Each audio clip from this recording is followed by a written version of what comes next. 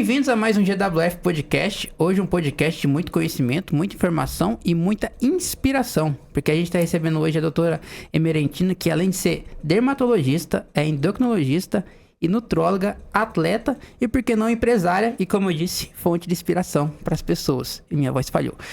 Mas, de qualquer forma, doutora, muito obrigado por estar aqui hoje, tá? De verdade mesmo, agradeço imensamente, porque conversar com uma médica é algo que, além de trazer muita informação para mim, traz muita informação para as pessoas que estão assistindo e é uma grande honra e um grande prazer. Muito obrigado por estar aqui com a gente. Ai, por nada, eu tô super feliz com o convite e é um prazer estar aqui com vocês, podendo dividir um pouquinho de conhecimento e vivência.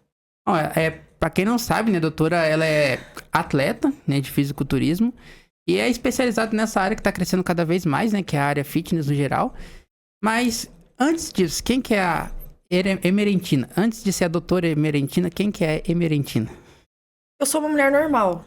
Eu sou fruto lá de São Gonçalo, sou filha da Lúcia e do Zé João, sou caçula de 3 e tenho 4 sobrinhos maravilhosos. E sou casado com o Alan, que também é fisiculturista e foi quem me inspirou a entrar nessa área, né? A me especializar, me aprofundar nessa área, né? Porque além das especializações da participação no fisiculturismo, hoje eu também sou professora do curso de formação de treinadores para musculação e fisiculturismo. Então, hoje a minha vida, ela gira em torno do esporte, do fitness, da saúde.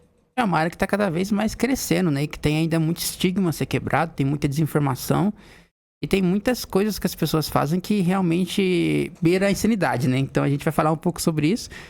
E como foi no começo mesmo? Tipo assim, você sempre quis ser médica, desde pequenininha? Sempre quis ajudar as pessoas mesmo? Como é que foi esse desejo de se tornar médica?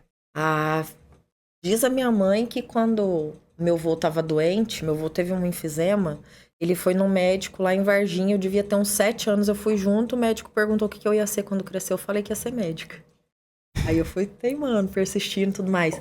E logo na primeira semana da faculdade de medicina, teve uma professora que perguntou, né, se você não fosse médica, o que você ia ser? Eu não sei. Sem resposta. Eu não sei. Aí ela falou assim, mas você tá falando isso, mas você nunca tentou outra coisa? Eu falei, nem quero.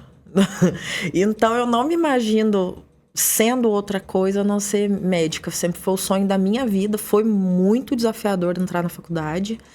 Eu acho que foi mais difícil ainda formar. E agora eu já tô querendo aposentar. Eu já trabalhei bastante. Porque medicina, se não me engano, são 5 anos só de estudo, 6 anos de graduação. 6 anos de graduação, depois tem a residência, né? As especializações. Nossa, é muito tempo. E assim, a gente não para. Brincadeiras à parte, assim, eu estudo todos os dias. Porque sempre tá mudando, né? Sempre tem novos casos surgindo. As atualizações são muito rápidas, a ciência tá acontecendo. Eu acho que a gente teve uma experiência muito interessante durante o processo de pandemia. Porque a gente viu como é que a ciência é rápida. O desenvolvimento de vacina foi super rápido e tudo mais. E hoje, com a globalização, excesso de tecnologia, tá tudo atualizando muito rápido. A inteligência artificial tá ajudando muito a gente no exercício da profissão. Então, eu faço questão de estar sempre me atualizando. Apesar de tudo, graduação, especializações, sempre estou em congresso, sempre em contato com pessoas que são antenadas, porque eu sou apaixonada de ser humano. E principalmente ser humano saudável. E o ser humano saudável, por consequência, ele é bonito. Então, eu sou apaixonada em estética. Então, tanto que a minha primeira pós-graduação foi em dermato. E assim, tudo anda junto. Dermato, performance, endócrino. E elas casaram muito bem para eu poder entregar o que eu entrego para os meus pacientes hoje, que é saúde com beleza e performance. E tá sempre atualizando. Que realmente, basicamente, você sabe tudo do corpo humano, né? Basicamente, não querendo dizer assim que a gente sabe tudo, que como você disse, você tá sempre estudando, mas... A gente é limitado, né? Nossa, você sabe sobre nutrição, sobre dieta e treino, e sobre a questão hormonal, que é uma questão importante. E é verdade, né? Que o nosso corpo reage de acordo com os nossos pensamentos. E isso surge na nossa pele. Que eu quero dizer, por exemplo, se eu tô muito estressado, talvez minha pele não fique tão boa, né? Isso tem a ver, não tem? Total. O que eu costumo explicar de forma bem simples para os meus pacientes? que Deus, quando fez o corpo humano, a mesma substância que foi feita para fazer, que foi usada para fazer o cérebro, é a mesma substância que foi feita a pele, que é o mesodermo. Então, se você tem um estresse muito grande, uma cascata de cortisol muito grande, a sua pele vai sentir, ela vai inflamar. Que é talvez o cerne do que eu mais trabalho hoje, que é o processo de desinflamação das pessoas. Então, quem quer viver por mais tempo e com mais qualidade de vida, precisa se manter o mais desinflamado possível. E a pele é o nosso maior órgão humano. E ela é muito reativa. Ela é o nosso primeiro sistema de defesa. Então, igual você falou assim, às vezes eu tenho uma reação emocional, a pele não fica legal. Mas muitas vezes, além quando você tem uma reação emocional, você também perde o sono, você também se alimenta mal. Então, você acaba ficando mais inflamado e a qualidade da pele vai só piorando. E mais, hoje a gente já tem estudo mostrando assim que a pessoa inflamada é uma pessoa com mais rugas, uma pessoa com mais acne, mais doença de pele. Então é tudo muito ligadinho. Então basicamente o que faz a gente ter essa questão de cair cabelo, de pele, principalmente no caso das mulheres, né, que se atentam mais com a saúde da pele, às vezes aparece muita acne, muita oleosidade, tem a ver com a questão mental também e com a questão hormonal. Então não adianta basicamente eu comprar um creme pra minha pele se eu não estiver dormindo direito. Você falou o que eu repito diariamente. Pra mim não faz sentido exercer dermato sem endócrino.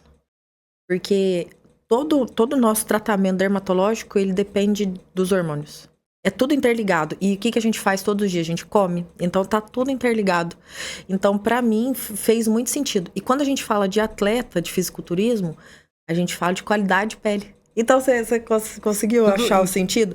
E assim, eu costumo dizer que nessa minha jornada toda, eu conheci 2 pessoas que entraram em medicina falando assim, estou entrando porque meu sonho é fazer psiquiatria. Entraram, formaram, fizeram psiquiatria, são psiquiatras. No mais, a medicina ela vai chamando a gente, sabe? Então, eu sabia que eu ia trabalhar com beleza. Aí veio a calhar que eu fiz a dermato. E eu tive um problema muito grave na tireoide. Então, as pessoas me procuravam porque já imaginavam que eu entendia de tireoide. Tinha experiência própria, né? E aí veio a questão do fisiculturismo e pronto. Aí o consultório explodiu. Esse negócio de emagrecimento, orientação de treino, orientação de dieta, assim. Porque as pessoas querem o que você vive. Elas acreditam no que você prega, no que você vive. E pra quem te acompanha no Instagram, como eu te acompanho, além de ser atleta, né? Você tá sempre treinando, eu vejo lá que você sempre posta, você tá sempre treinando, tá sempre se alimentando bem. E uma coisa que muitas pessoas não têm ideia e que faz total sentido, então, é que, por exemplo, eu posso fazer a melhor dieta do mundo, mas se eu não tiver com os hormônios regularizados da minha tireoide, por exemplo, pode ser que eu não consiga emagrecer e não consiga ganhar peso. É mais ou menos assim que funciona? Sim, totalmente interligado. O Jefferson, até pouco tempo atrás, os profissionais, eles batiam na tecla de que treino e dieta era o suficiente. No último congresso internacional de nutrologia que teve, eles fizeram questão de deixar bem claro que é importante treino, dieta e descanso. Talvez até o descanso seja mais importante. Para quê? Para regularização de hormônio. Cortisol, insulina, H.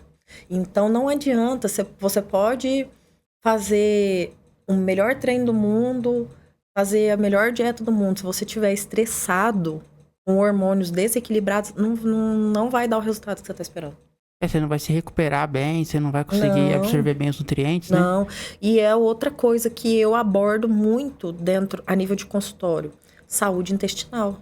É fundamental, principalmente quando se trata de homem, em que o homem tem muita dificuldade de hipertrofia, ganho de peso, metabolismo acelerado. Precisa melhorar a absorção intestinal. Então, eu faço esse cuidado integral para a pessoa atingir o objetivo dela da forma mais saudável possível. Porque chega uma hora que a pessoa trava, seja no emagrecimento, seja na hipertrofia, e aí nessa hora eu consigo ajustar pequenos detalhes que conseguem fazer a diferença na vida da pessoa. E são totalmente dependentes de hormônio. Então aquela frase, né, que o pessoal fala que o intestino é nosso segundo cérebro é válida, então. É, super. Hoje a gente já tem estudo que mostra que 80% da nossa serotonina é produzida no intestino. E não adianta você esperar um bom funcionamento mental, que uma pessoa tenha clareza mental, se o intestino dela não tá funcionando direito. Quando que foi a última vez que você tomou remédio pra verme? Nossa, pior que faz tempo. E eu tava pensando nisso nesses dias, né? Porque os vermes podem vir até da própria água que a gente bebe, né? Exatamente. Então, os meus pacientes, eles desparasitam de 6 meses a 1 ano, com frequência. Por quê? Porque a gente ainda tá sofrendo contaminação de parasita. E os parasitas, eles nunca absorvem nutrientes secundários, eles absorvem os primários. Então, tem gente que tá anêmico, irritado, com sintoma de depressão e, na verdade, só tá com verme. Caramba. Então, você imagina, você tá lá comendo e não tá dando resultado. Provavelmente tem concorrência. Tem a famosa lombriga lá. E, assim, eu tô falando, quando eu falo de desparasitação, tá certo que a gente tá falando de protozoário, essas coisas. Mas existem bactérias, vírus e fungos. Então, tem pessoas que estão em desequilíbrio dos fungos do organismo, dos fungos do intestino, principalmente a nível de intestino delgado, e essas pessoas não estão conseguindo absorver direito. E existe principalmente o que muita gente está vivendo hoje em dia, que é o que a gente chama de desbiose, que é o desequilíbrio entre as bactérias boas e ruins do intestino. Porque o nosso intestino, ele tem muita bactéria boa. Produtora de vitamina K, produtora de agentes imunológicos, que ajudam inclusive nessa absorção, tanto para você hipertrofiar quanto para você emagrecer. E o ambiente está contaminado com bactéria de tudo quanto é jeito. E você está engolindo. Então, tem gente que está sofrendo de estufamento, gases, dor abdominal, peso na digestão, que está simplesmente em desbiose. Para descobrir isso, além de procurar médica, né? Como que a pessoa descobre isso? Através de exame de fezes, essas coisas? Não. Hoje, a gente sabe que os exames de fezes, você precisa fazer 33 vezes para conseguir um verdadeiro positivo para verme. Então, só a clínica, ela é soberana. Que é como se fosse um jargão médico. A gente levanta hipóteses diagnósticas baseadas nos sinais e sintomas que a pessoa apresenta. E o exame, ele é um aparato. Eu não tenho um exame apenas para garantir que você tem desbiose. Tem alguns testes que até me dão uma noção. Mas a clínica da pessoa, ela impera. Porque às vezes você pode estar com seus exames perfeitos, mas você chega até mim... Nossa, eu não tô aguentando, de estufamento e dor e desconforto abdominal e tudo mais. Chulé, caspa, tudo, são vários sinais e sintomas que em conjunto, fadiga crônica, indisposição, que eu junto, eu falo, nossa, a pessoa, ela tá falando pra mim que ela tá em desbiose. Então, tem que ser feito então uma anamnese pra tentar entender, e tudo isso tem a ver com, às vezes, com a questão intestinal. Exatamente. Exatamente. Nossa, é bem mais complexo que a gente imagina. Tanto assim que a gente, no início, antes de começar o podcast, estava falando do Alan e tudo mais. Quando a gente começou a namorar, o Alan estava travado em 119 quilos. E ele tinha uma digestão péssima. Parecia até brincadeira, né? Tipo, quando a gente começou a namorar, eu falei, nossa, esse tamanho de homem agora eu vou poder comer à vontade, né? Porque todo mundo tem aquele negócio assim de mulher ter vergonha, tem que comer menos. Eu falei, nossa, com um homem desse tamanho, né? Me chama pro rodízio, né? E foi uma decepção, porque a gente começou a sair, o Alan comia um pedaço só de pizza, falava que tava estufado. Caramba. Comia só um pouquinho, falava que tava cheio, que tava enjoado. Então, o Alan, quando a gente se conheceu, ele estava sofrendo de uma hipocloridria e também um processo de desbiose. Em 2 anos, a gente colocou 19 quilos. 2 anos? E 19 quilos de músculo, né? Pode falar que eu vou para ser mais honesta, foram 12 quilos de músculo, porque num campeonato ele subiu com 109 num ano, no outro ano ele subiu com 121. Não, mas é muita coisa. É muita coisa, né? Ainda mais pra um cara avançado. Então, hoje o Alan come e não sente mal. E assim... Ele não tinha nenhum exame alterado. Então, eu sentei com ele, assim, não tinha exame alterado a nível intestinal.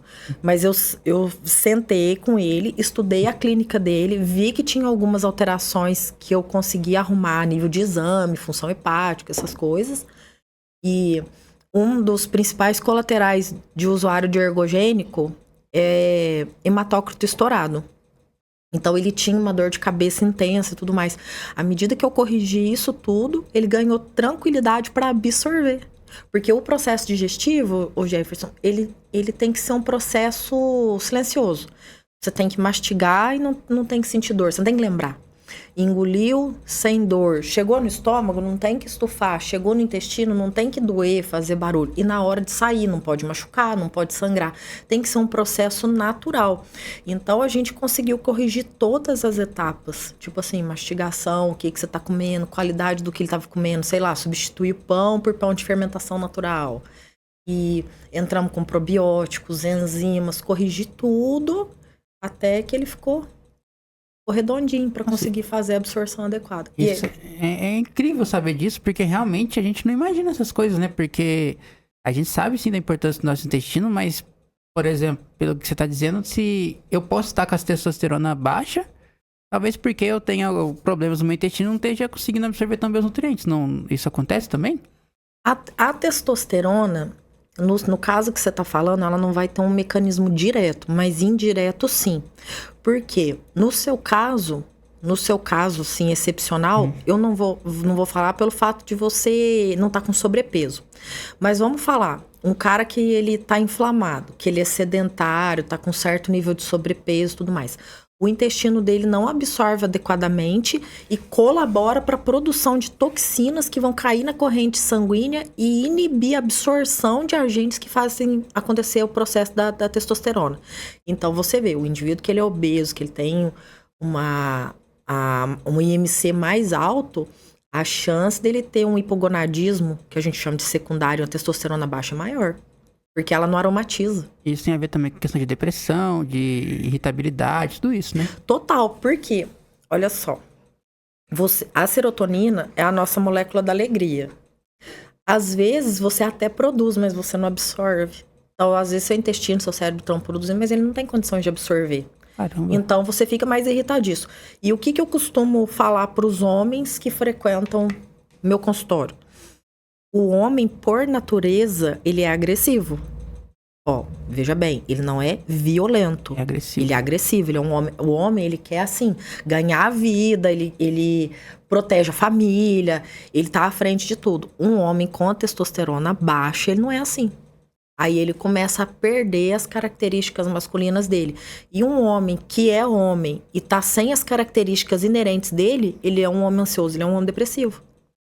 Porque ele se perde. A gente, na nossa vida, a gente é muito dependente da nossa identidade, da nossa utilidade no mundo. De repente, você se tornou inútil. Então, perde sentido a vida. E aí o que muitas vezes as pessoas hoje, erroneamente, estão chamando... Gente, tô falando isso de forma muito respeitosa. Eu espero que quem veja isso absorva isso com a cabeça muito aberta. Às vezes as pessoas estão falando que estão com sintomas de ansiedade, TDAH, depressão e, na verdade, desequilíbrio de hormônios, desequilíbrio de vitamina. E eu estou falando isso baseada em estudos, baseada em vivência, baseada no que eu vejo no meu consultório. Porque eu tô cansada de ver homem que chega no meu consultório deprimido, arrasado, não querendo fazer mais nada. Você vai lá ver, descobre que a pessoa tá com uma ferritina super baixa, uma vitamina B12 super baixa, uma testosterona lá no pé. Ajusta, acabou. Acabou, o homem volta, ali se posiciona, volta a viver. Essa é a importância de procurar um profissional da área, né? Porque, como a gente disse, o médico não vai simplesmente falar assim, você tem tal coisa. Ele vai investigar, ele vai estudar, e muitas das vezes, até pelos hábitos que a nossa geração mais recente tem tido, né? Que é cada vez menos tomar sol, cada vez menos... se exercitar no geral, porque, por exemplo, antigamente quando eu era criança, pra gente numa pizzaria que fosse, a gente tinha que... Era um evento. Era um evento, tinha que pegar o carro, aí Hoje tinha que ir lá tem na iFood. cidade, hoje tem iFood, pra você comer o lanche a mesma coisa. E hoje a nossa geração é a geração da dopamina barata. E é isso aí que tá adoecendo todo mundo. Que é o problema é isso aqui, né? Na década de 1960, com o advento do plástico, o ser humano sofreu uma mudança no mindset. Por quê? Até então, a gente era programado a consertar as coisas. Então, você tinha um carro, você ficava com esse carro a vida inteira. Então, estragava, consertava. E como a gente tinha essa cultura, isso também se aplicava às relações. Você tinha um desafio dentro do seu matrimônio, você consertava. Não ia deixar de lado, né? Aí o plástico apareceu. O que a gente aprendeu? A amassar e jogar fora. usar rapidinho e jogar fora. Com isso, o comportamento humano mudou. Porque como o ser humano entendeu que as coisas são descartáveis, começou a aplicar isso nos relacionamentos também. E hoje, nós estamos passando por isso de novo com o uso excessivo das redes sociais. Por quê? Você tem um prazer muito rápido quando você roda a tela e você está muitas vezes deitado.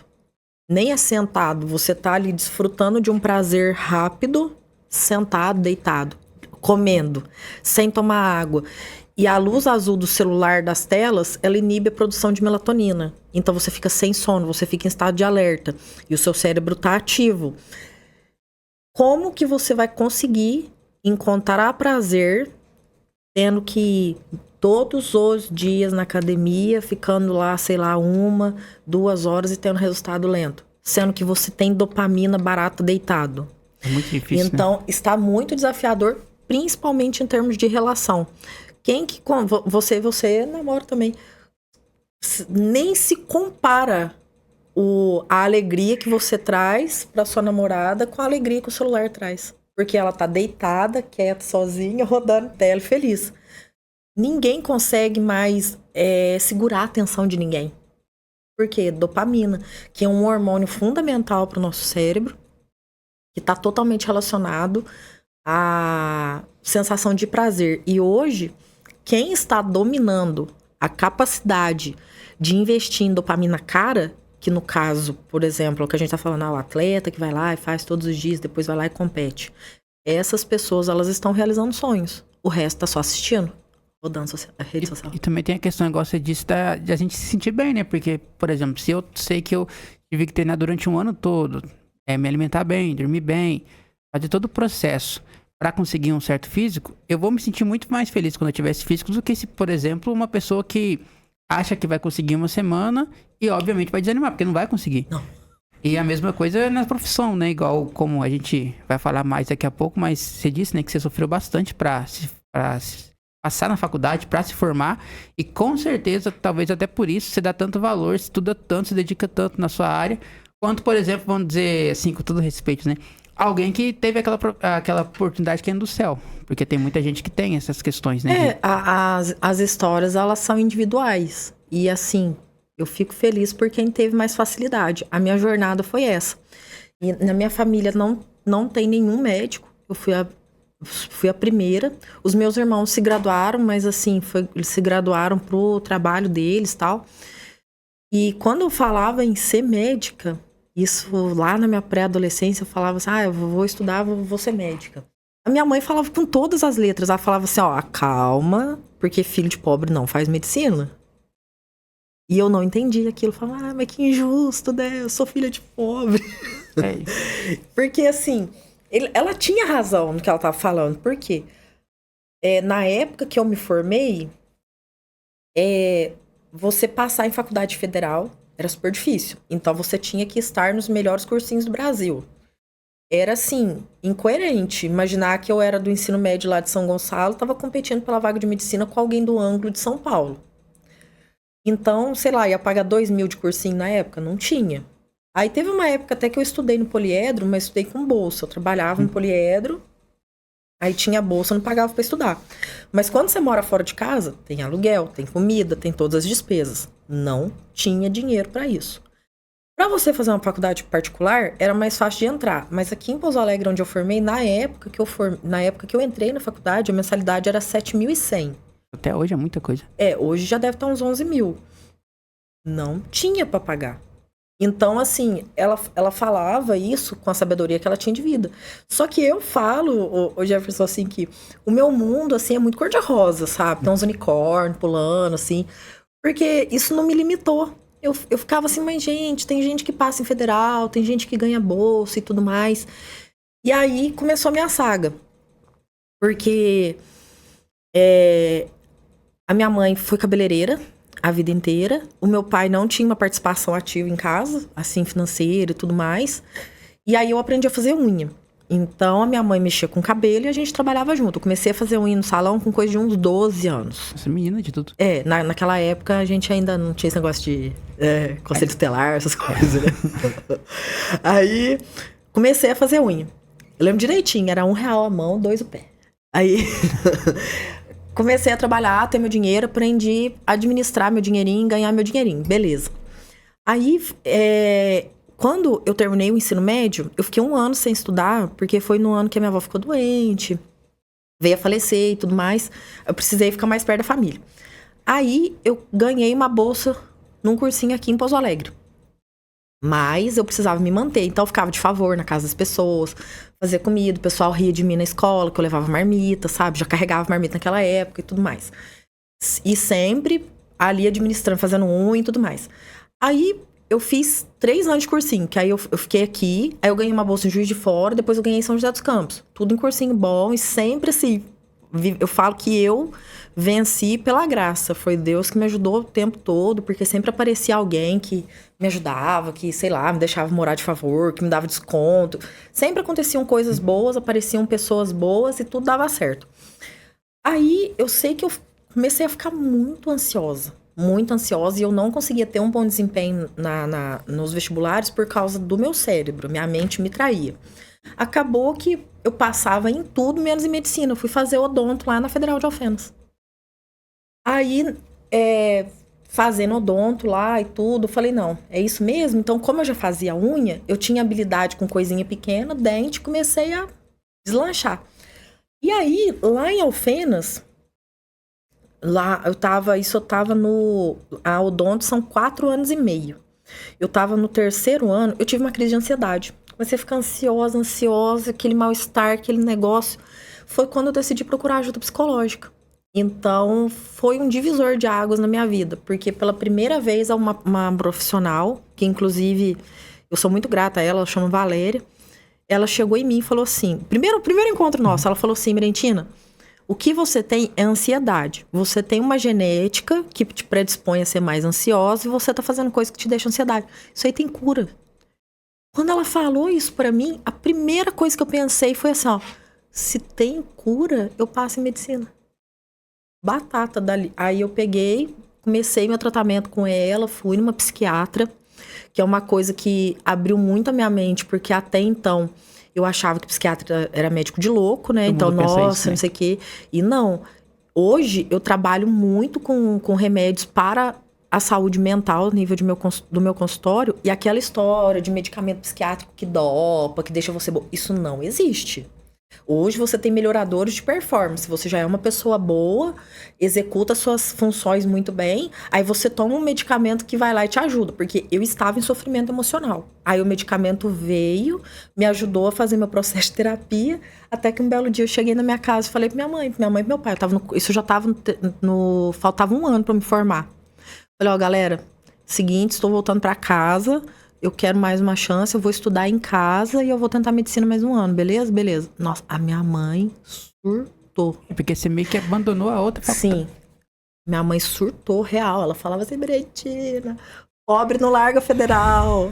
No 3º ano, quase formando. Faltando 1 ano pra formar. E eu fui firme, aí eu fiz uma rotina. Acordar todos os dias, 5h30, ia pra academia.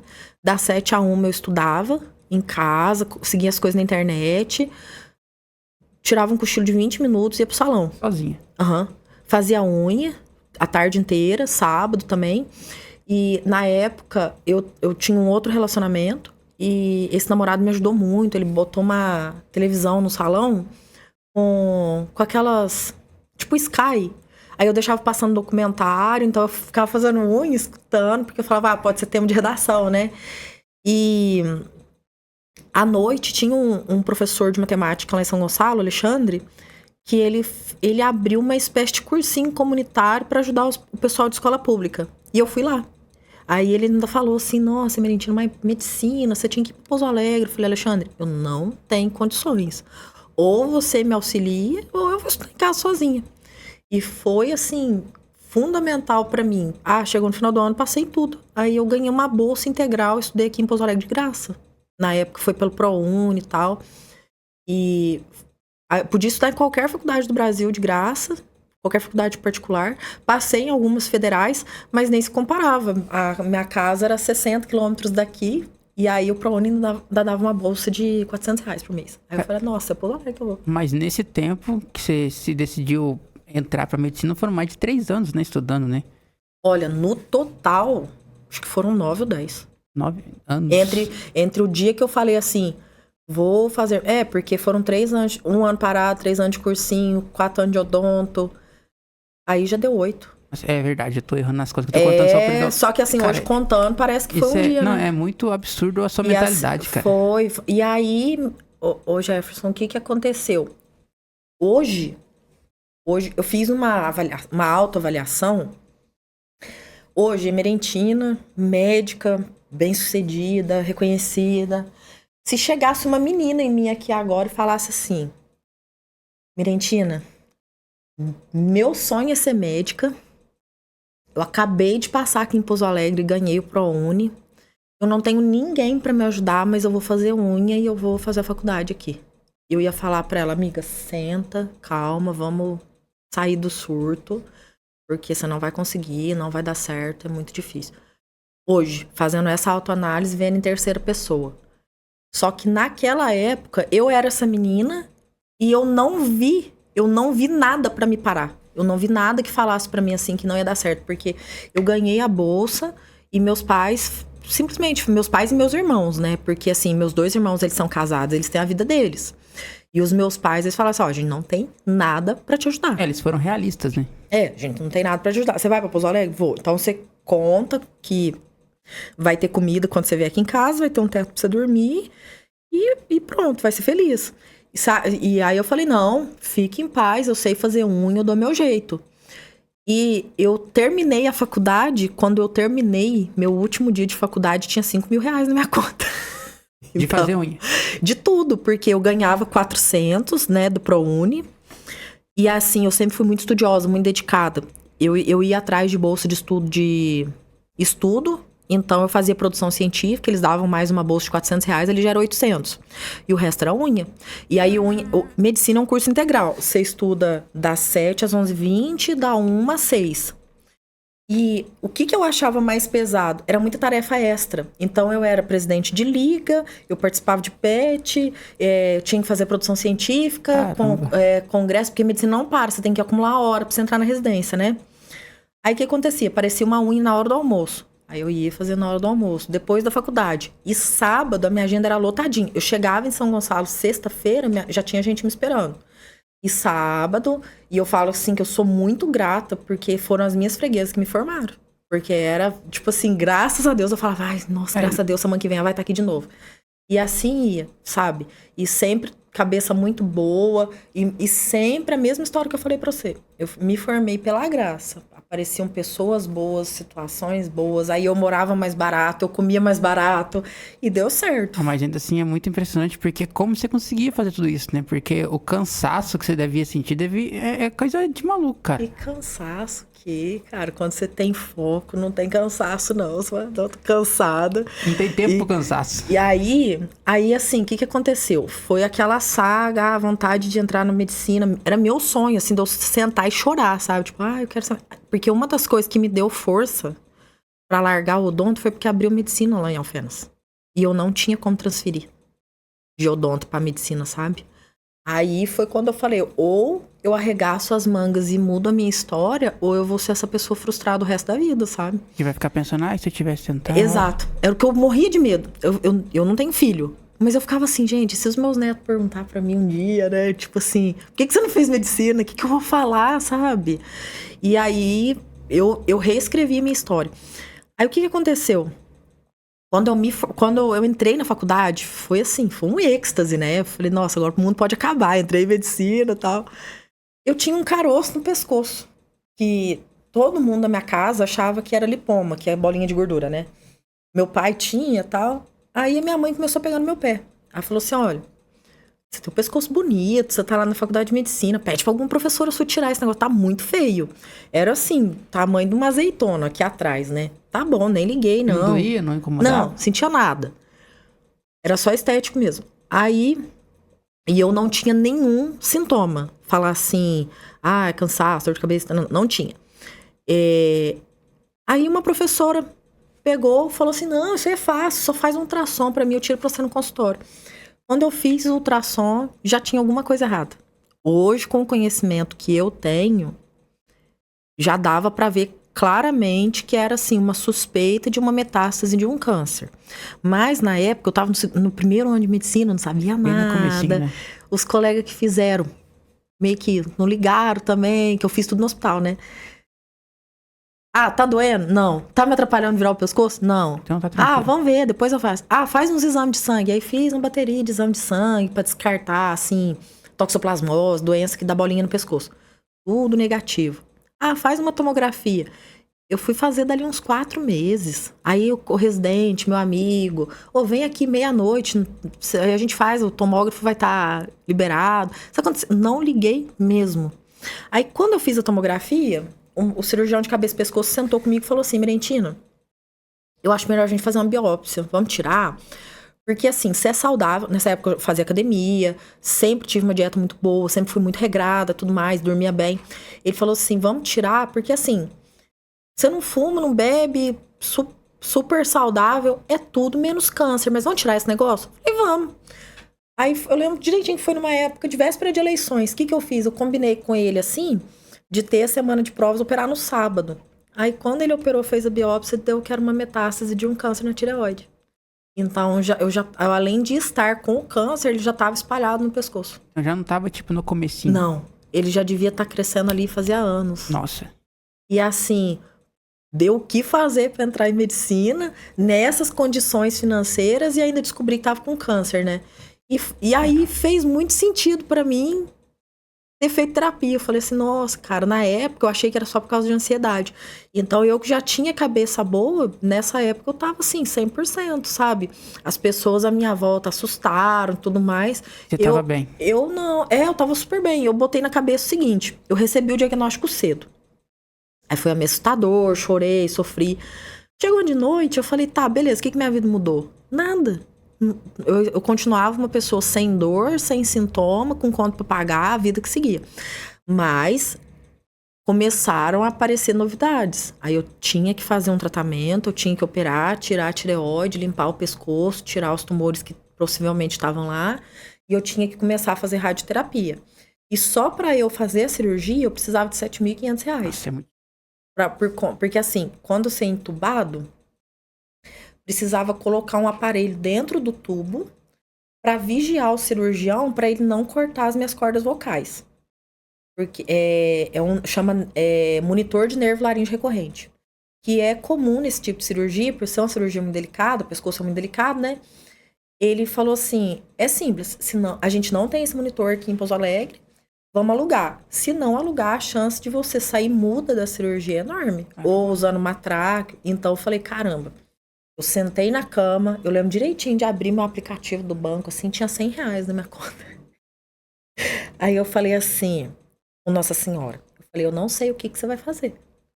Isso era 1º de setembro, e a minha cirurgia era dia 2 de outubro. Eu falei assim, eu não sei o que você vai fazer, mas dia 2 de outubro eu vou ter 7.500. Eu tinha 30 no dia da cirurgia. Caramba, cara. Porque foi tanta gente que se mobilizou com a história e tudo mais. E eu não fiz nada. Foi um colega que fez uma vaquinha.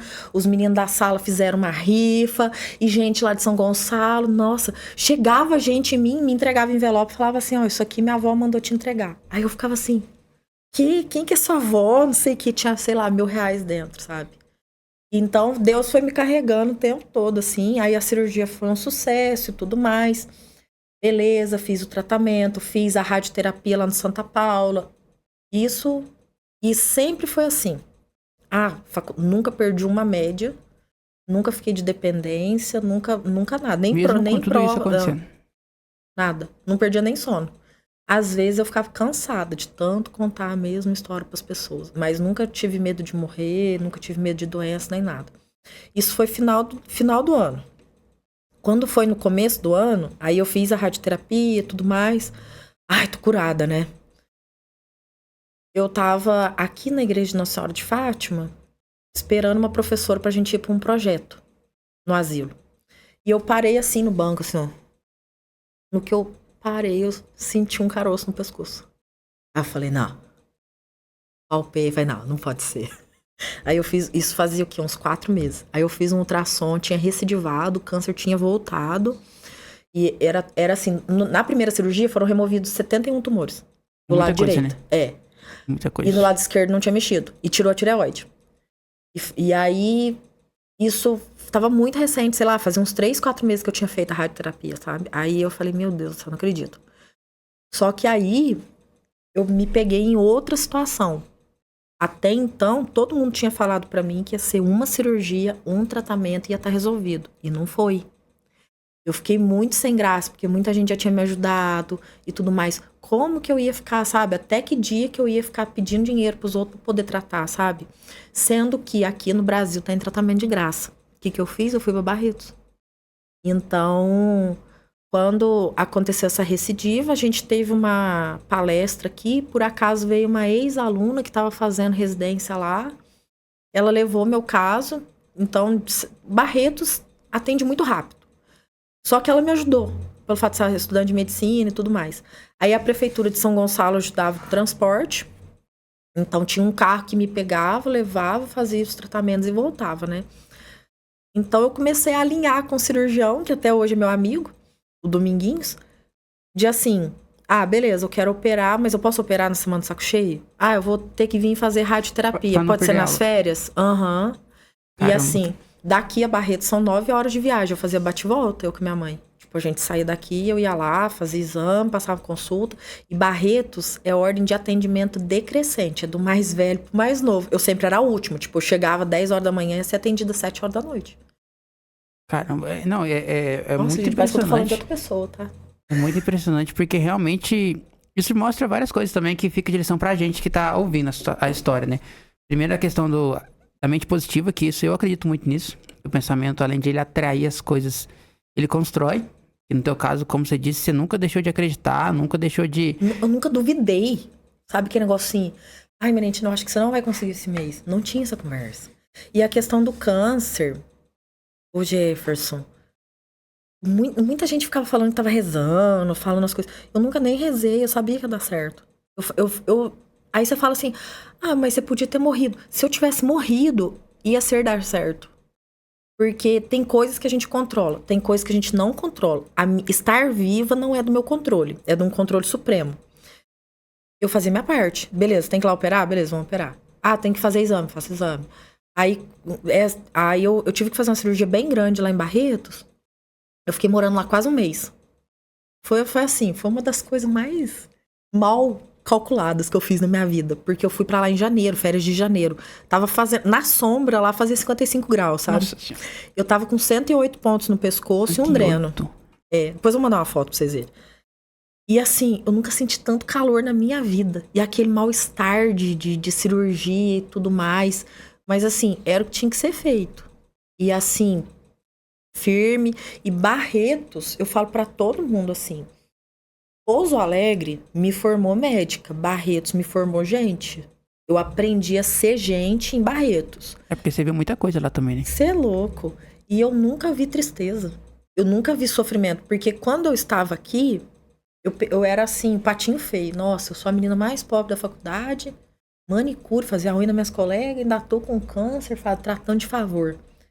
Quando eu cheguei em Barretos, cara, eu vi que, nossa, eu tava maravilhosa. Porque, tipo, eu vi o pessoal, sei lá, senhorzinho com 60 anos, amarelo de quimioterapia, com sonda nasogástrica, com tráqueo, com o documentinho dele embaixo do braço, indo se consultar de boa. E eu falava que eu vou ficar deitada, vou ficar depressiva. Eu sou nova, eu tô com a faculdade lá me esperando, eu só tô aqui de passagem.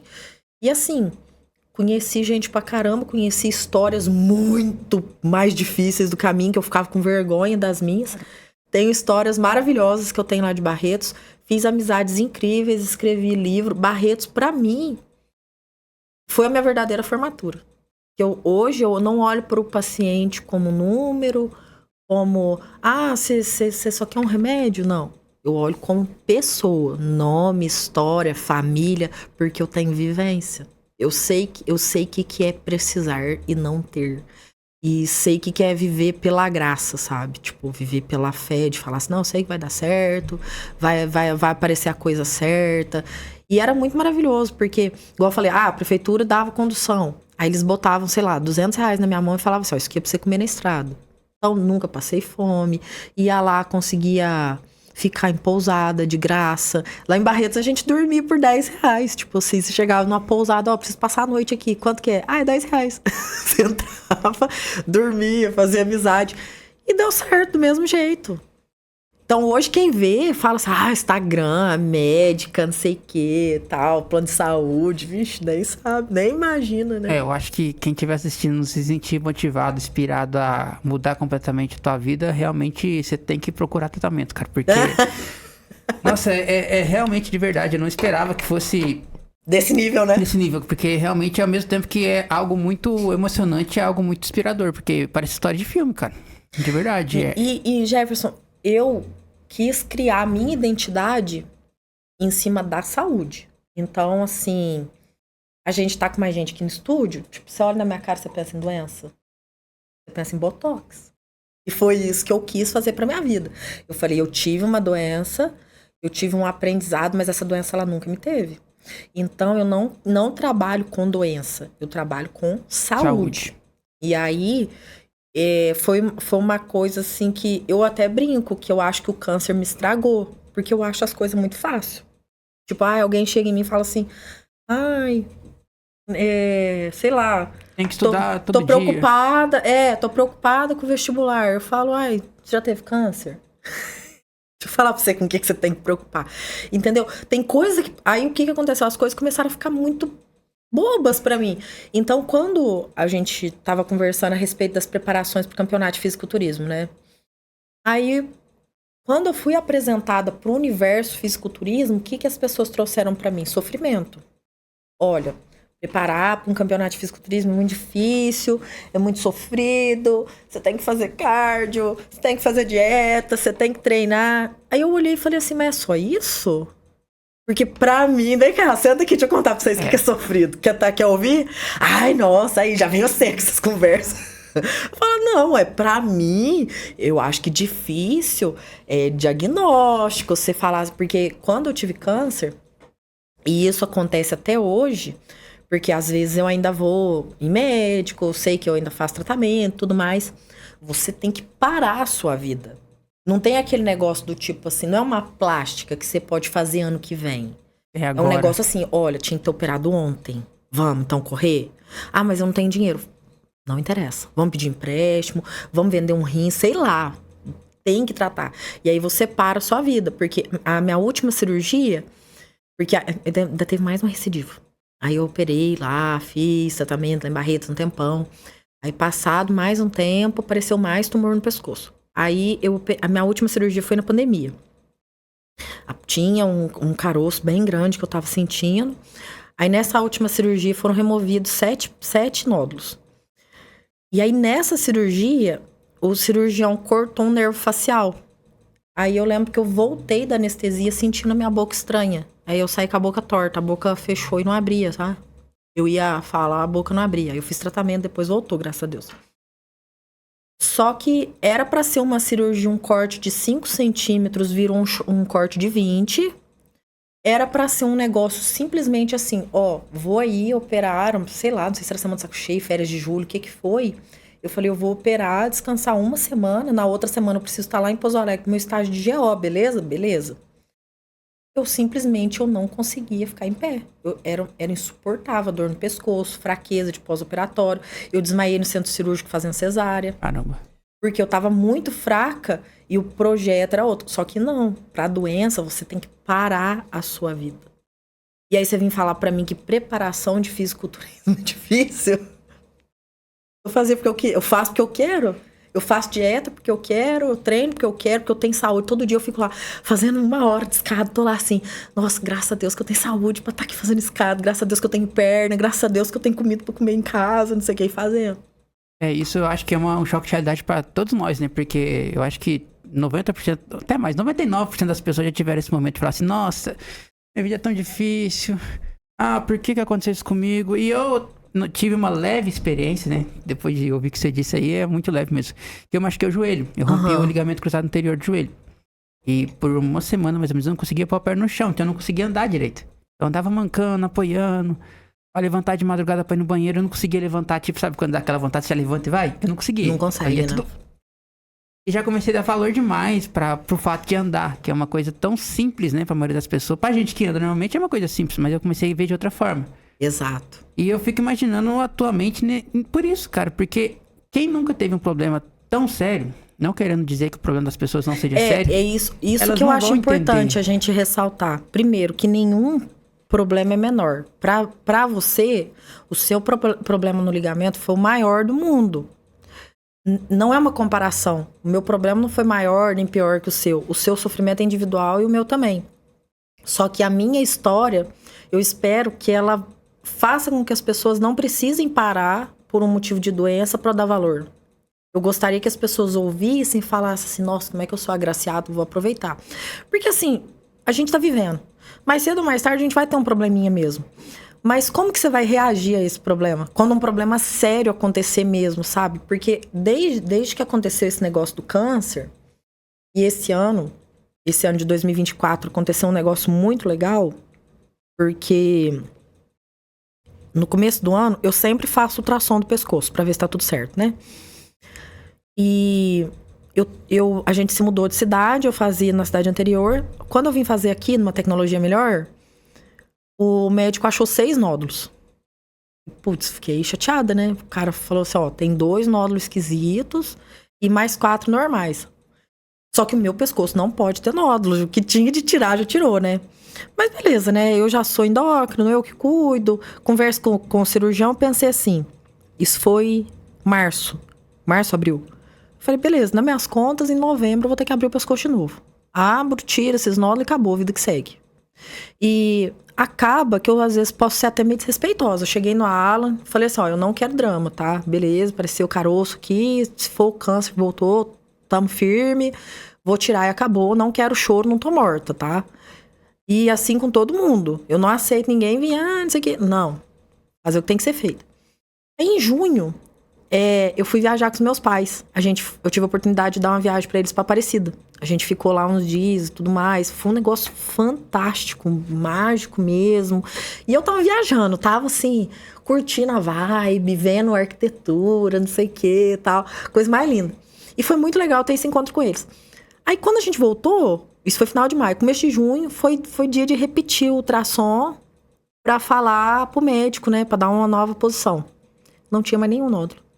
Eu fui no mesmo médico, mesmo aparelho. Aí ele abriu o exame antigo e falava assim, olha, tô passando aqui, não tem nada. Eu falei, como assim não tem nada? Não tem nada. Eu falei, gente, mas não tem base. Aí eu liguei pra minha mãe e falei, mãe, olha o que aconteceu, não sei o que, sumiu. Aí eu falei assim, eu nem pedi pra Nossa Senhora. Aí ela falou assim, mas de certo você foi sozinha, né? Ela falou assim, você tava lá nos pés da santa, eu pedindo pra ela passar a mão no seu pescoço e tirar, porque eu não aguento mais ver você cortando esse pescoço. Não, e é legal demais você falar sobre isso, porque tem muita gente que atribui a medicina a meio que contra a religião, contra a fé. Não, anda juntinho. E eu penso muito isso também, né? Porque a fé é o que nos faz acreditar, como aconteceu com você na sua recuperação, nas coisas acontecendo, no que é possível de ser feito. E quando a gente não tem fé, pra mim, eu acho que a pessoa tá morta já, né? Ah, não, é um vazio existencial. Jesus foi o médico dos médicos. A gente aqui hoje é só ferramenta. A gente é tipo enfermeiro de Jesus. Ele fala assim, ó, faz isso, a gente faz. Então, assim, se a gente for sentar pra eu só conversar com você, assim, Jefferson, sobre as inspirações que eu tive no exercício da prática médica, que foge no meu alcance, aquele negócio do tipo, você olhar pra uma pessoa e de repente uma voz falar, é tal coisa. A gente vai passar a noite inteirinha aqui, eu te contando. Bom, um dia aconteceu isso, outro dia eu vi tal milagre, outro dia eu vi tal coisa, outro dia aconteceu comigo, outro dia aconteceu com fulano. Então, essa é a minha forma de viver e minha forma de fazer medicina é essa. Totalmente, eu não imagino sendo de outro jeito. E pra tudo, a gente tava falando de mente, ampliando o conceito, mente é fé. Então, se você acredita, você faz. Se você acredita, você é. Se você falar assim, Merentino, eu quero competir, um dia eu vou ser fisiculturista, eu vou pôr 20, 30 quilos. Você vai pôr?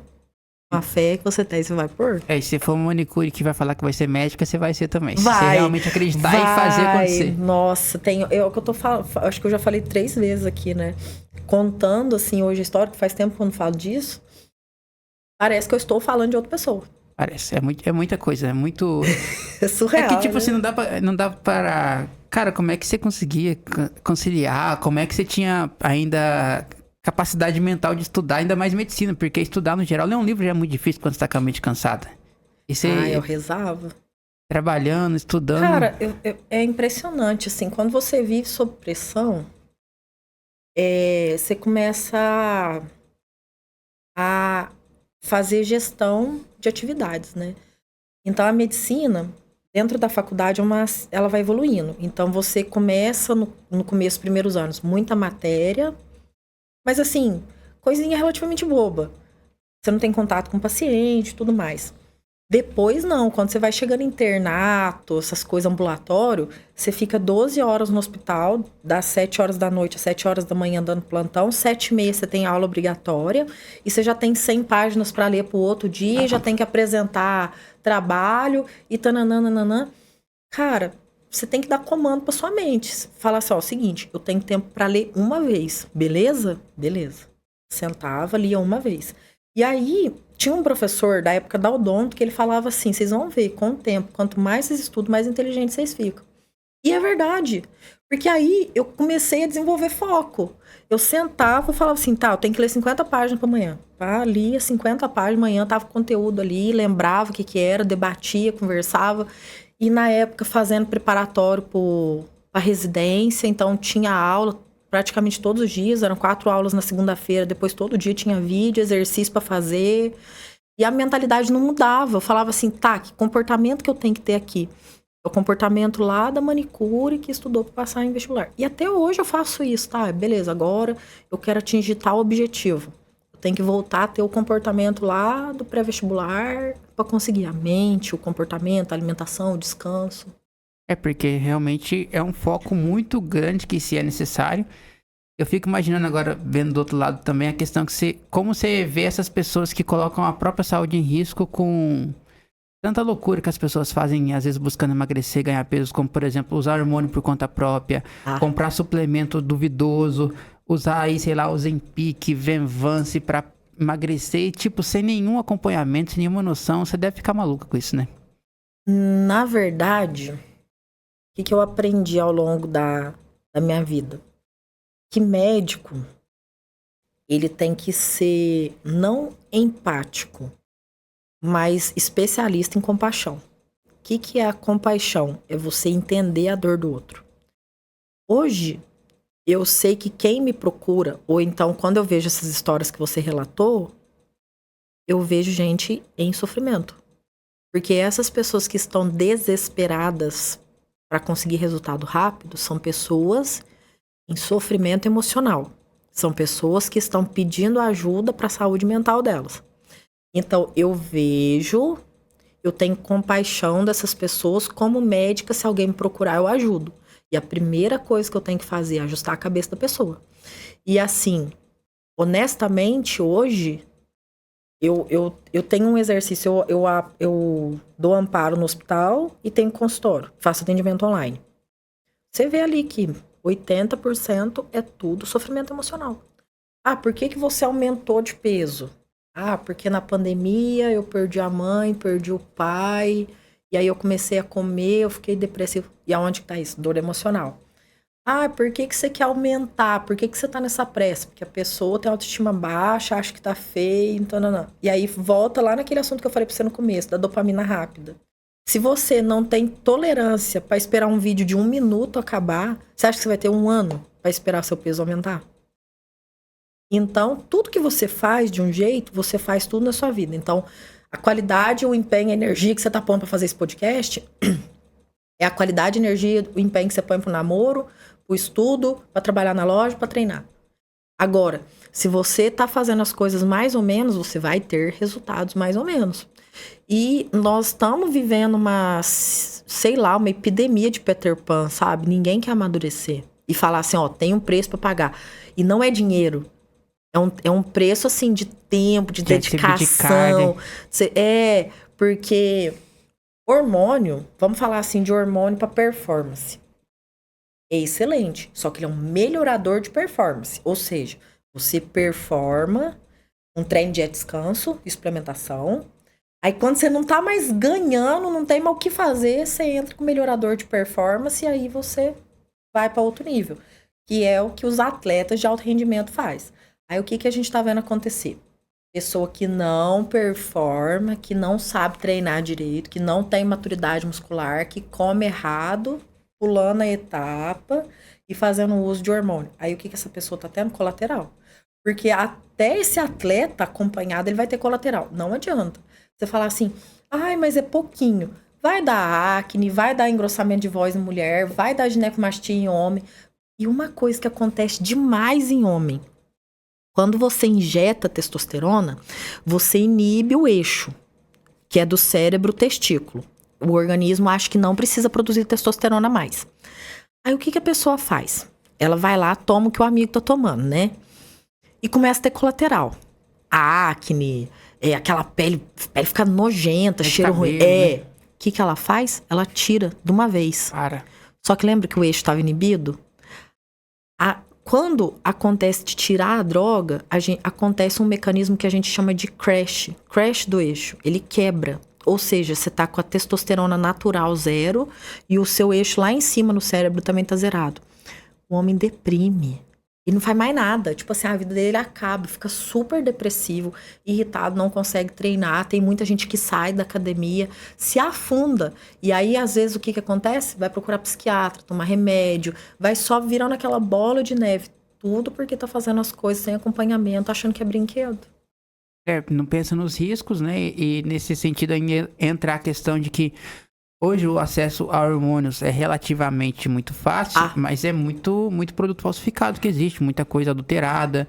E aí os problemas são ainda maiores, né? Porque às vezes você injeta ali um negócio ali que é óleo de girassol e está achando que é testosterona, né? Então, não adianta.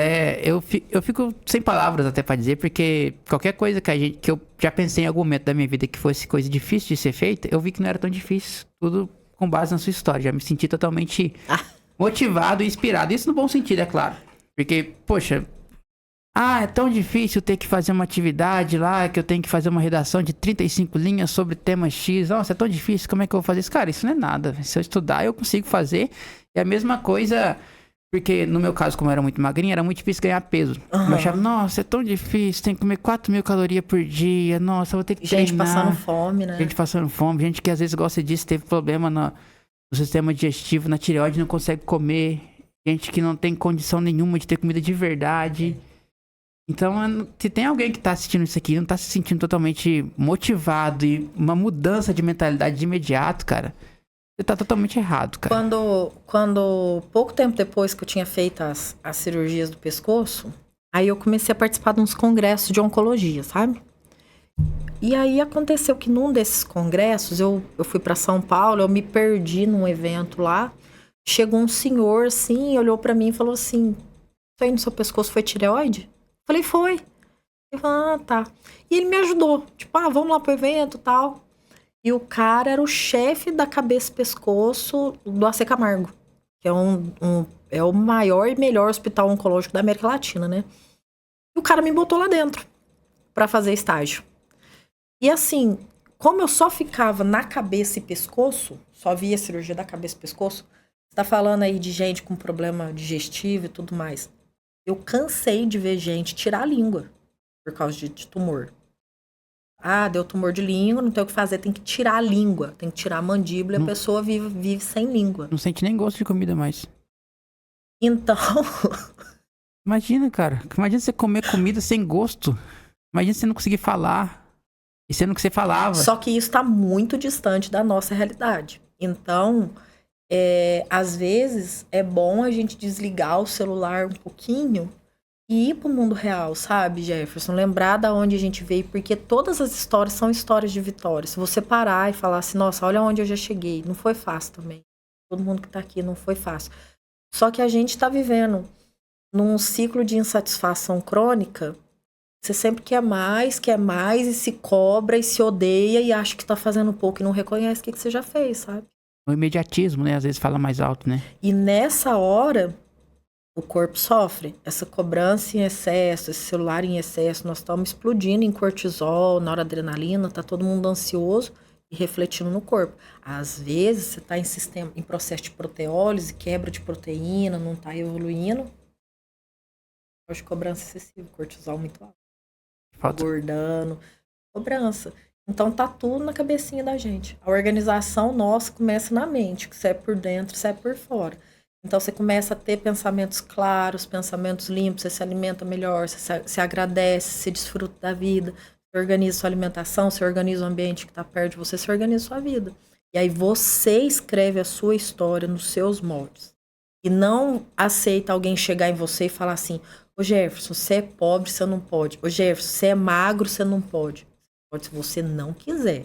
Se você chegar em mim e falar com a sua boca assim: Valentina, eu não quero. Eu te respeito. Do contrário, qualquer desculpa que você me der vai ser desculpa. E eu não vou te respeitar. Eu vou achar que é desculpa. Porque eu vejo muita gente falando sobre isso, muita gente de sucesso, né? Tanto gente famosa e gente menos famosa. Tipo, desde Cristiano Ronaldo falando até pessoas não tão famosas quanto, mas é uma coisa que você faz muito, que é ser grato, né? Como isso faz a vida ter mais cor, ter mais sentido. E como que faz a gente ter sempre aquela ambição do próximo passo, mas de forma no tempo certo. Eu tenho que conquistar. Por exemplo, no seu caso, você já tem 3 pós-graduações, né? 4. 4 pós-graduações. Eu preciso de mais uma pós-graduação. Pra mim vai ser mais tranquilo, porque eu já fiz outras 3, mas vou com calma, sem me apressar, já tem 4, não preciso ter aquela pressa toda. E isso fica de uma motivação, de uma inspiração muito grande pra gente que tá começando agora, porque a gente fica pensando, cara, eu achava que era difícil me formar na faculdade. Mas a mulher conseguiu se formar na faculdade de medicina sendo manicure, tendo que ir pra outra cidade. Eu sou de outra cidade também, então eu fico imaginando como você sentia saudade da sua família. Aqueles feriados que tem, né? Tipo assim, Dia dos Pais, Dia das Mães, que com certeza você passou vários longe de casa, né? Tá no plantão, né? Então, nossa, eu fico pensando como você conseguiu, né? Porque conseguiu, a gente tá vendo que conseguiu, mas se você contasse, tipo assim, e a história chegasse por mim, por outra pessoa, eu não saberia se eu acreditaria, de verdade mesmo. Porque realmente é algo muito, muito absurdo, mas no sentido positivo, é claro. É muito inspirador essa sua história. É muito importante, Jefferson, a gente ter clareza do que a gente quer. E eu sempre fui muito fiel à minha agenda. Então eu pegava, e isso aqui, faz tempo. Então eu sabia onde eu queria chegar, o que eu queria fazer, qual que era meu propósito. E eu sempre fui muito fiel, assim. Eu falo, essa semana que eu tenho que fazer isso, aquilo, tal. Tem que estar dormindo tal hora. Essa hora eu vou estar preparando as minhas marmitas. Esse horário eu tô indo para São Gonçalo. Esse horário eu tô lá atendendo as minhas freguesas e tudo mais. Então, essa organização mental e depois estrutural, ela foi fundamental para mim, para que o processo desse certo. E uma coisa que eu fico refletindo, até estava falando assim, que eu acho interessante a gente sempre pensar, é que não é só isso. Não é só o profissional que você vai ser. Eu acho que a gente é um ser espiritual vivendo uma experiência terrena. Breve, passageira. Não é só isso. Então, pra quê, sabe? Pra que ficar só nessa cobrança que nem a Jota, sabe? Só cobrando. Nossa, eu tenho que ser, eu tenho que ganhar dinheiro, eu tenho que fazer, eu tenho que fazer. Pra quê? Tem que contemplar, não tem valor, não, né? Não tem pra quê. Se você tem uma especialista que ela chama Ana Cláudia Quintana, que ela escreve livros a respeito de cuidados paliativos, né? E quando ela escreve os livros dela, que ela fala assim a respeito dos 4 maiores arrependimentos do ser humano no leito de morte, nunca tá lá assim, ele se arrependia de não ter trabalhado mais. Ele se arrependia de não ter chegado no horário no serviço. Não, ele se arrependia de não ter passado mais tempo com os amigos, de não ter viajado, de não ter de não ter feito o que realmente vale a pena pra alma, sabe? Então, como eu falei pra você lá no comecinho da nossa conversa, meu sonho era ser médica, sabe? Um dia Deus botou isso no meu coração. E assim, eu aproveitei cada minuto. Pra mim, ter câncer era muito pequeno, eu tava realizando meu sonho. E hoje, todo dia eu penso isso, eu falo assim, cara, olha pra você ver, eu acordo, até hoje eu me emociono, sabe? Eu falo assim, quando alguém pergunta assim, sei lá, você vai fazer alguma documentação, a pessoa, o nome completo. Aí a pessoa fala assim, profissão. Eu falo, médica. Cara, eu sou médica, hein, ó, só. Sabe? Eu não perdi esse brilho no olhar. Porque foi meu maior sonho de vida, assim, eu queria ser médica. E aí agora eu estou aprendendo a exercer medicina. Todo dia é um aprendizado novo, porque, igual eu falei, a medicina foi me chamando, ver essa questão da endócrina, da nutrologia, eu gosto de trabalhar com beleza, e o foco é saúde. E eu sei que eu tô só no começo, sabe? Ainda tem muita coisa para acontecer, ainda tem muita vida para tocar e aprender muita coisa ainda também. E dito tudo isso, né? Mostra como é importante a gente achar a nossa praia, né? Que nem diz o professor Clóvis de Barros Filho, que quando você encontra a sua praia, a maré sempre é favorável e a sua atuação é muito mais agradável, né? Você acorda, nossa, eu vou trabalhar hoje, mas na área que eu escolhi. Então, acho que... Nossa, isso aí é uma coisa que eu consigo carregar com muita leveza, porque o Alan, ele é CLT, né? Então, eu trabalho no banco. Aí, às vezes, acontecia, por exemplo, de uma bela terça-feira, igual hoje, eu simplesmente não trabalhar, né? Aí ele ficava assim, como assim você não vai trabalhar? Aí eu falava com muita tranquilidade pra ele. Eu falei, eu escolhi isso 15 anos atrás. O dia que eu falei assim, eu vou ser médica, eu vou ser dona do meu próprio negócio, eu vou ser dona da minha profissão e minha vida, ela acontece nos meus moldes. Então, se amanhã eu falar assim, não, eu tô muito cansada, mas eu não quero trabalhar, eu consigo manejar meu consultório e descansar. E não devo satisfação pra ninguém, entendeu? Mas isso eu escolhi lá atrás. E você regou a plantinha até ela crescer e dar frutos, né? Não pode se esquecer disso. E eu acho que o maior ensinamento de toda essa conversa aqui, além de, é claro, né, da gente aprender a dar valor na vida e entender que certas dificuldades não são tão grandes quanto parecem, né? É aquela velha frase que quando você for escalar uma montanha, você não olha pro topo da montanha, né? Olha sempre pro andar onde você tá pisando, onde né? você tá pisando, o lugar que você consegue alcançar. E eu acho que para todo mundo que tá assistindo ou ouvindo, foi uma conversa muito produtiva. Dá pra fazer, eu acho que uns 4, 5 episódios. Mas a gente tá com uma médica requisitada, então não é tão fácil ter horário com ela e a gente não pode tomar muito tempo dela. Então eu queria... De verdade, eu tô até um pouco emocionado, não tem como não ficar, né? Porque fico feliz. é muito absurdo como você conseguiu ser a médica que você é hoje. A pessoa que você é também, né? Porque isso também diz muito da pessoa que você é desde menininha. Porque isso até o Alan falou também, né, no podcast dele, que quando você é bom, uma pessoa boa e pensa no bem das pessoas, faz as coisas de forma honesta, sempre é trabalhadora, você vai encontrar pessoas que vão te ajudar. Então, se você teve pessoas que te ajudaram, foi porque você já ajudou muita gente também e segue ajudando. Então, pra você que tá ouvindo, tá assistindo, use isso como lição, como ensinamento e como norte a que se seguir, tá? Então, muito obrigado, doutora, pelo seu tempo. A gente tem que ir finalizando já. Se quiser finalizar falando aí como que a gente pode te encontrar no seu Instagram, sua rede social, onde você atende, e uma mensagem final, né, pra gente deixar aí de corte de rios, depois dessa conversa tão emocionante, tão inspiradora que a gente teve hoje. Pra mim foi uma honra estar aqui com vocês. Parabéns pela iniciativa de fazer esse podcast. Vocês vão levar muito conteúdo de qualidade pro pessoal que consome conteúdo de vocês, tenho certeza disso. Nas redes sociais, graças a Deus eu tenho um nome muito diferente, só tem eu, né? Então tá lá, DRA de Doutora Emerentina. Então, no Instagram é bem atuante, tem o meu link lá na bio, que cai direto no meu contato. Se alguém tiver interesse de conhecer melhor meu trabalho, vai ser um prazer. E eu acho que baseado em tudo que a gente conversou hoje, a mensagem que eu tenho para deixar é que se eu conseguir, qualquer pessoa consegue. Então, não importa o tamanho do seu sonho, nunca desista, sabe? Se você tem que ter cuidado com aquilo que você sonha, com aquilo que você deseja, que você vai realizar. Então, se eu conseguir, qualquer pessoa consegue. Seja coisas boas ou coisas ruins, o que a gente acredita, a gente atrai. O que você planta, você vai colher. Quem sabe o que planta, não tem medo que colhe. Então, tenha clareza, saiba onde você quer chegar e pague o preço. Plante, regue, adube, que a colheita vem. O trabalho devolve. Pode às vezes demorar 1 ano, 2, 10, vai devolver, a hora chega. É só continuar trabalhando. E assim, a gente nem falou de fisiculturismo, hein? Porque eu comecei minha carreira no fisiculturismo com 33 anos. Então, assim, contrariando todas as expectativas, sabe? Mulher depois dos 30, metabolismo fraco. Então, assim, se eu consigo, qualquer pessoa consegue. Querer literalmente é poder.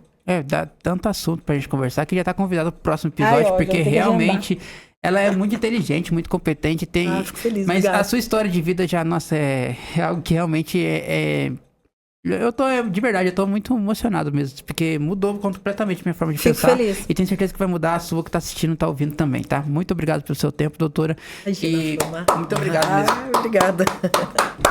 E para você que assistiu esse episódio, muito obrigado pela audiência. E caso queira continuar acompanhando episódios de tamanha qualidade de informação e de inspiração, que eu acho que é o mais importante, siga a gente, tá? Siga acompanhando aí o GWF Podcast. E muito obrigado. E para de perder tempo, tá? Vem comigo. Vem comigo, que você sabe muito bem que aqui, ó, é certeza de sucesso. Só bora, hein?